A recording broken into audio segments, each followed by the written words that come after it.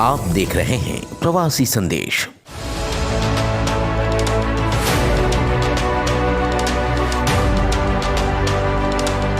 प्रवासी संदेश के सेगमेंट खास मुलाकात में हम आपकी मुलाकात कराते हैं विभिन्न ट्रेड के व्यवसायियों से, जिनसे ये जानने की कोशिश करते हैं कि लॉकडाउन की समाप्ति के बाद उनके बाजार का क्या हाल है। अभी तक हम लगातार जवेरी बाजार को कवर कर रहे थे, लेकिन अब हमने मेटल मार्केट का रुख किया है।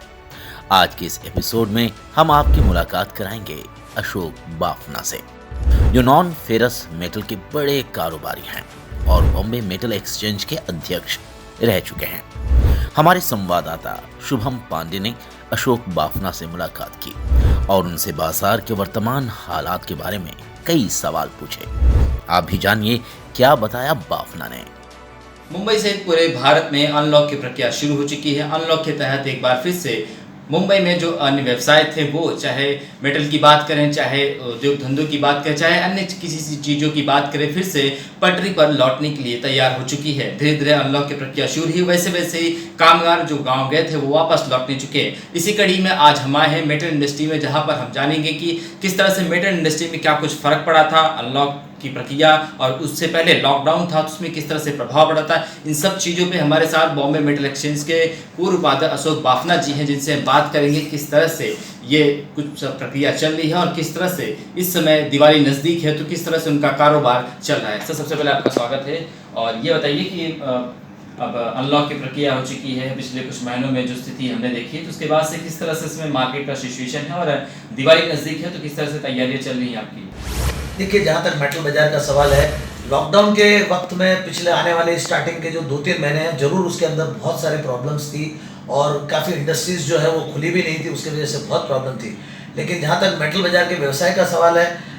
जिस तरह से प्रक्रिया मई जून के अंदर शुरू हुई खुलने की, इंडस्ट्रीज के शुरू हो गई थी। सिर्फ जो है कुछ ट्रेडिंग हाउसेस को जो है वो परमिशंस नहीं थी, लेकिन जिस प्रकार से इंडस्ट्रीज के अंदर बूम आना शुरू हुआ और जिस प्रकार से हमारे देश की परिस्थितियों को देखते हुए, हमारे चाइना के साथ के जो हमारे रिलेशंस को देखते हुए और वर्ल्ड वाइड चाइना के साथ में जो रिलेशंस थे उनको देखते हुए, मेटल इंडस्ट्रीज को विशेष रूप से मैं कहूँगा कि करीब 70-80% ऐसे सेगमेंट्स थे जिस सेगमेंट्स के अंदर मेटल बाजार को बहुत सारा, उसके अंदर कारोबार के अंदर बहुत सारे बेनिफिट हुए हैं। उल्टा जैसे ही लॉकडाउन खुलने के बाद एक्सपोर्ट की प्रक्रिया बहुत अच्छे पैमाने पे एक्सपोर्ट्स मेटल्स के रिलेटेड प्रोडक्ट्स को मिले हैं, और साथ साथ में बहुत सारी ऐसी चीज़ जो चाइना से हम इंपोर्ट कर रहे थे, वहाँ पर भी हमारे देश में मेक इन इंडिया की जो एक मोमेंट थी, उस मोमेंट का भी बहुत बड़ा बेनिफिट जो है वो खास करके मेटल इंडस्ट्रीज को, करीब 70-80% सेक्टर्स, जिसमें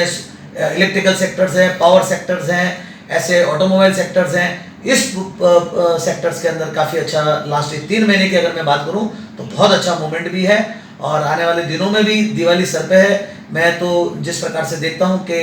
व्यवसाय की परिस्थिति को देखते हुए कुछ टेक्सटाइल्स वगैरह जो हैं, 2-4 सेक्टर ऐसे हैं जिसके अंदर हम कह सकते हैं कि उसके अंदर थोड़ा मूवमेंट अभी भी स्लो है, लेकिन ओवरऑल इम्पैक्ट मेटल बाजार के लिए लॉकडाउन खुलने के बाद में बहुत अच्छा मूवमेंट है, और आने वाला भविष्य भी जो मैं समझ रहा हूँ कि आने वाले 1-1.5 साल 2 साल के अंदर मेटल बाजार के लिए बहुत सारी संभावनाएं, बहुत सारी अपॉर्चुनिटीज हैं। सर, लॉकडाउन में किस तरह से मेटल बाजार इंडस्ट्री, जो पूरी सारी चीज़ें बंद थी,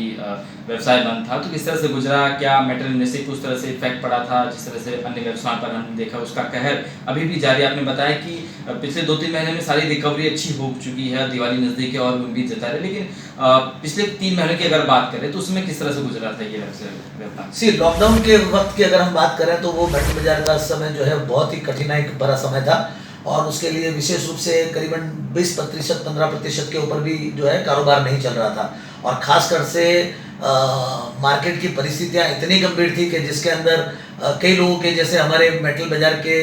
फॉरवर्ड ट्रेडिंग्स होते हैं, बहुत सारे सौदे पेंडिंग होते हैं, बहुत सारे व्यवसाय के अंदर बहुत सारी चीज़ें ऐसी रहती है कि जिसके अंदर उसके वजह से बहुत सारे आर्बिट्रेशंस आए। मेटल बाजार को बहुत सारे ऐसे भी फेस करने पड़े जिसके अंदर लोगों के व्यवसाय के अंदर, जैसे पुराने भाव के अंदर बहुत चढ़ाव उतार होता है, तो वो सारी कठिनाइयाँ भी हमको बहुत फेस करनी पड़ी, और उस काल के अंदर क्योंकि मेटल बाजार का खास करके मैं बॉम्बे मेटल एक्सचेंज से जुड़ा हुआ हूँ, पिछले 15 साल मैं इसमें अध्यक्ष पद पे रहा हूँ, तो बहुत ही सुचारू रूप से कमेटी मेंबर और सबने मिलकर उन सारे तकलीफों में से बाहर आने का और उसकी आर्बिट्रेट करके उसका बहुत अच्छे से उसका निराकरण भी किया। हाँ, डेफिनेटली जो 3-4 महीने स्टार्टिंग के जो फरवरी मार्च के जो 3 महीने थे वो बहुत कठिनाइयों भरा रहा। उसके अंदर बहुत परेशानी रही, खास करके रोजगार को लेके। यहाँ से सारे लोग जो हमारे भाई जो हमारे साथ काम करने वाले थे, वो बहुत सारे लोग जैसे उत्तर प्रदेश के थे, बिहार के थे, बहुत सारे राजस्थान के भी थे, तो वो सारे प्रवासी जो थे वो यहाँ से एक बार के लिए चले भी गए थे। लेकिन जैसे जैसे जैसे जैसे खुलना शुरू हुआ, तो जैसे कि मैंने कहा कि वो भी हमारे साथी हैं, तो अब आना शुरू हो गया है। करीब करीब 70-80% लोग ऑलरेडी रिज्यूम भी कर चुके हैं और आने वाले दिनों में मुझे लगता है कि 100% रिज्यूम हो जाएंगे। जी सर, आपने कहा कि सब आ रहे हैं, तो क्या जिस तादाद में लोग गए थे उसी तादाद में आ रहे हैं कि इक्का दुक्का आ रहे हैं, या लोग अपने छठ पूजा का त्यौहार बिहार में जो माना जाता है उसका इंतजार कर रहे हैं कि दिवाली के बाद आएंगे? कुछ ऐसी भी बात है? करीब करीब जैसे मैंने कहा ना कि 70-80% लोग आ गए हैं। कुछ 15-20% लोग ऐसा रहते हैं कि जैसे गांव के अंदर जगह है, राजस्थान के लोग हो, या तो वहाँ भी जैसे उत्तर प्रदेश में कुछ अपॉर्चुनिटीज उनको वहाँ मिल गई, तो वो कुछ लोग ऐसे भी थे कि जिनको वहाँ पर उन्होंने अपॉर्चुनिटी ढूंढा और वहाँ पर उनको कुछ छोटी मोटी अपॉर्चुनिटी मिल गई, तो वैसे लोग नहीं आ रहे हैं। लेकिन मोटे तौर पर ज़्यादातर अगर हम कहें तो मेटल इंडस्ट्रीज के अंदर उतनी बड़ी परेशानी नहीं है, लोग आना शुरू हो गया। जैसे मैंने कहा कि 80% से ज़्यादा लोग तो ऑलरेडी आ चुके हैं और आने वाले दिनों में वो महसूस मैं नहीं करता हूँ कि इस तरह की कोई तकलीफ होगी। सर, लॉकडाउन में हमने देखा कि कई सारे मालिकों ने, कई सारे हर क्षेत्र के मालिकों ने अपने अपने मजदूर के ऊपर से पल्ला झाड़ लिया था, जिसकी वजह से उन्हें पलायन करना पड़ा था। तो ऐसा कुछ मेटल इंडस्ट्री के मजदूरों के ऊपर कोई ऐसी आपत्ति आई थी जिस तरह से वो गांव की तरफ पलायन किए थे? हमने जब उनसे बातचीत की तो कहते थे कि उनके मालिक उन्हें पैसा नहीं दे रहे, रहने के लिए घर नहीं, जिस वजह से लोग पलायन कर रहे थे। तो ऐसी कोई स्थिति आई थी, या जिस तरह से जो भुखमरी के एक आई थी, नौबत आई थी, लोग लंबी लंबी कतारें लेके खाना खा रहे थे, खाना नहीं मिल रहा था, तो ऐसी कुछ आपके क्षेत्र में या आपसे जुड़े हुए लोगों के उसमें आए थे? मैं आपको एक बात बहुत बड़े गर्व से बताना चाहूँगा, खास करके मैं मेटल बाजार से जुड़ा हुआ हूँ, नॉन फेरस मेटल से जुड़ा हुआ हूँ। हमारे नॉन फेरस मेटल से मैं देखो, हर तालाब के अंदर कुछ मछलियाँ ऐसी रहती है कि जिसके बारे में हम ज़्यादा चर्चा नहीं कर सकते, लेकिन मोटे तौर पर अगर मैं कहूँ तो आज हमारी इंडस्ट्रीज के अंदर फ्रॉम द वेरी बिगनिंग, करीब करीब स्टार्टिंग में कई लोगों में ऐसा था, गवर्नमेंट के तरफ से भी आपने देखा होगा कि क्लेरिफिकेशन आ गया था कि आपको 100% सैलरी देने की जरूरत नहीं है, सुप्रीम कोर्ट के जजमेंट भी आ गए। उसके बावजूद भी ये व्यापारी समाज, जो मेटल बाजार का व्यापारी समाज है, वो बहुत ही एक उदार दिल आदमी थे। उसमें करीब करीब मैं कह सकता हूँ कि 90% दावे के साथ कह सकता हूँ कि लोगों ने स्टार्टिंग में 50-60%, जैसा जिसका व्यवसाय था, जैसे जिसकी परिस्थिति थी, लेकिन करीब करीब मोटे तौर पर उनको घर बिठाए हुए भी, घर पे बैठते हुए भी उनको 50 से 60% की सैलरी जो है स्टार्टिंग के 3-4 महीने 5 महीने तक लगातार। अब जैसे हमारे लोग, मैं जिससे जुड़ा हुआ हूँ, मैं कई लोगों को जानता हूँ, हमने यहाँ पर 8-8 महीने 6-6 महीने लगातार आज दिन तक हम दे रहे हैं। और अब रिज्यूम होने के बावजूद भी अगर वो नहीं रिज्यूम हो पा रहे हैं, 100% रिज्यूम नहीं भी हो पा रहे हैं, फिर भी उनको घर बैठे भी आज की डेट में भी उनको सैलरी जा रही है। हाँ, हो सकता है करीबन 2-5% कोई ऐसे भी लोग होते हैं, वो हर जगह पे रहते हैं, तो उसके बारे में मैं ज़्यादा तो नहीं कह सकूंगा, लेकिन मेटल बाजार का मैं आपको गर्व के साथ कह सकता हूँ कि करीब 70 से 80% नहीं बल्कि 90% लोगों को घर बैठे भी सैलरी दी है। हाँ, हो सकता है 60% दी, किसी ने 70% दी, किसी ने 50% दी, और आज भी उनके लिए दरवाजे खुले हुए हैं। कोई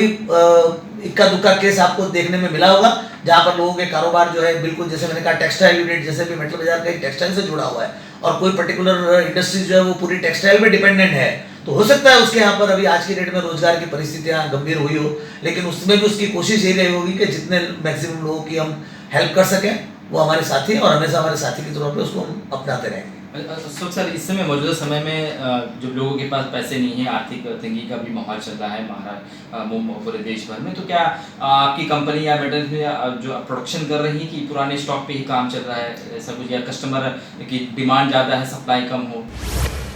देखिए, मैंने जैसे कहा ना कि डिमांड के जहाँ तक सवाल है, अभी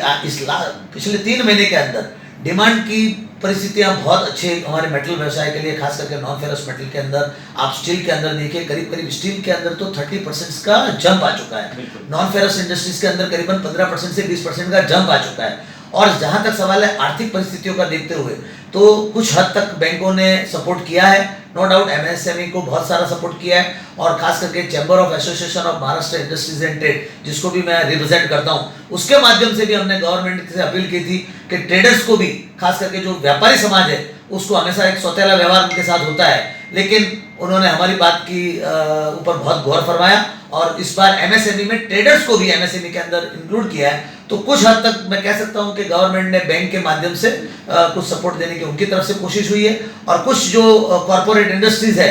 उनकी तरफ से ऑर्डर्स के लिए तो डेफिनेटली उन्होंने सपोर्ट किया। तो व्यापारी समाज ने भी 2 कदम आगे बढ़ाते हुए जो क्रेडिट पीरियड रहता है वो डेफिनेटली थोड़ी फाइनेंशियल साइकिल जो है वो सबकी बिगड़ गई थी, तो वो जहाँ पर 3 महीने का या 2 महीने का फाइनेंशियल साइकिल था वो 2 महीने वाली 4 महीने और 3 महीने वाली जो है वो 6 महीने चली गई है। लेकिन मोटा मोटे तौर पर मुझे लगता है कि आने वाले 6-8 महीने में ये परिस्थिति भी जो है वो बिल्कुल लाइन पर आ जाएगी, ऐसा पटरी पर आ जाएगी साइकिल, ऐसा मेरा मानना है। बहुत बहुत धन्यवाद। बिल्कुल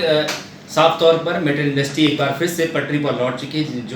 जिसके खुद गवाह हैं अशोक बाफानी जी, जिनका कहना है कि आने वाले कुछ समय में मेटल इंडस्ट्री पहले जैसे मार्केट में धूम मचाती थी वैसे ही वापस से पटरी पर लौट आएगी और एक बार फिर से मार्केट में नंबर 1 हो जाएगी। कैमरामैन पंकज तिवारी के साथ तो शुभम पांडे, प्रवासी संदेश, मुंबई।